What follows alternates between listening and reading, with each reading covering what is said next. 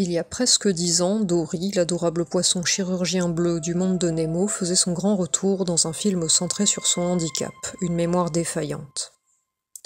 Présentée comme souffrant d'un trouble de la mémoire immédiate, la réalité scientifique est peut-être un peu plus complexe. En réalité, ce diagnostic est loin d'être exact.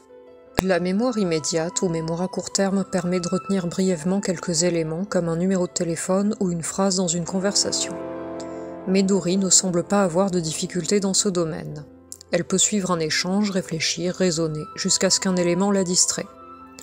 Son véritable problème se situe ailleurs, dans la mémoire à long terme, et plus précisément dans la mémoire épisodique, celle qui enregistre les événements de notre vie. Dory n'est pas un cas isolé dans l'univers du cinéma, elle partage des caractéristiques avec Shelby, le héros de Memento. Tous sont frappés d'amnésie antérograde, ils vivent dans le présent, mais ne peuvent mémoriser de nouveaux souvenirs de façon durable. Chez Dory, ce trouble semble congénital, évoquant les amnésies développementales observées chez certains enfants victimes de lésions précoces de l'hippocampe, cette structure cérébrale clé pour la consolidation des souvenirs.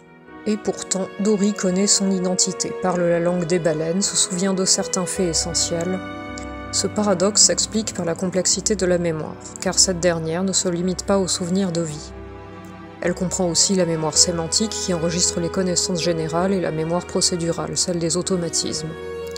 Ces formes de mémoire qui mobilisent d'autres régions cérébrales permettent à Dory de fonctionner et d'apprendre malgré sa déficience épisodique.